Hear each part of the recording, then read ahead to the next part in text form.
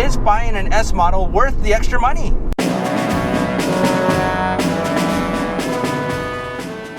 Is buying a Boxster, Cayman, or 911 S worth paying extra money for?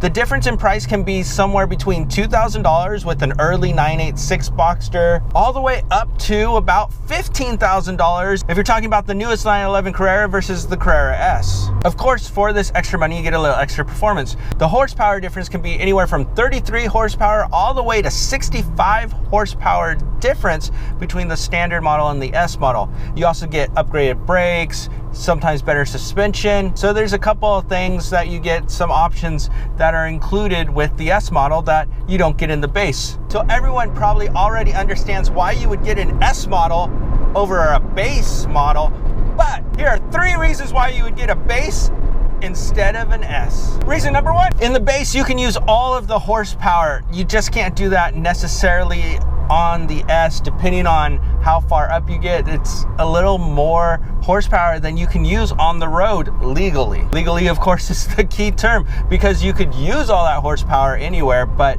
in the United States, where your speed limits are 65 to as much as 70, some places 80, that extra horsepower just isn't going to matter that much.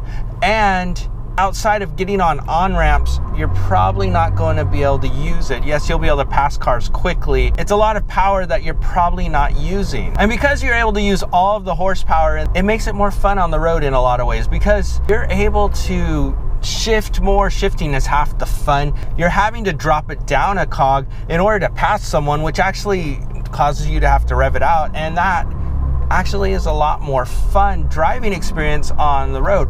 Now on the track, that's a whole different story. The horsepower on the track will make a huge difference, and especially in the straights, you're just going to fly by. And here's reason number 2, how you make the horsepower. The horsepower in the base models, and most of the base models, requires a bit more revving out.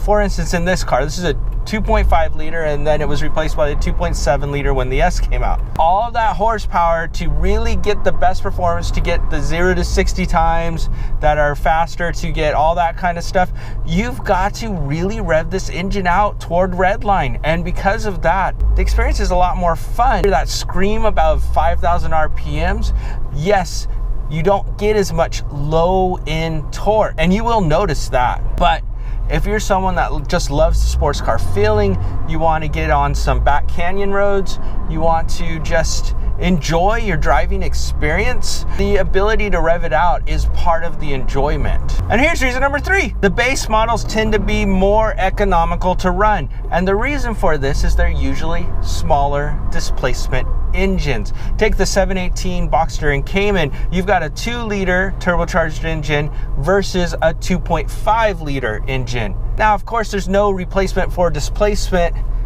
if you're talking about just strict performance. That displacement's going to give you that low end torque. However, if you're looking to drive your Porsche daily, which a lot of Boxsters, 911s, Caymans, these cars are often driven daily to work. And if you're looking for a car that you can drive daily, a little bit of gas mileage that you get that's better, that actually adds up a lot over the year.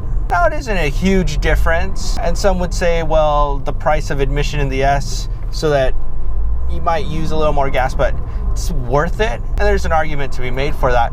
But from a daily driver standpoint, something that you're going to enjoy every day, and maybe every now and then take it on the weekend, a non-S is going to probably be your best bet. It's going to just give you better gas mileage. It's going to give you enough performance in most cases, but it won't be too much. It'll be just enough. And because of that, you're probably going to drive also a little different. You're not going to, while yes, half the fun is revving it out, you're probably not going to be doing that all the time. And if you're not doing it all the time, you're probably going to get better gas mileage. It just becomes a more economical car, and that's not including the fact that it costs less to buy in the first place. So yes, the base model Porsche Boxster, Cayman, or 911 are all very fun, very good cars. They handle awesome. They give you plenty of performance in almost all circumstances. Yes, on the track, you want an S.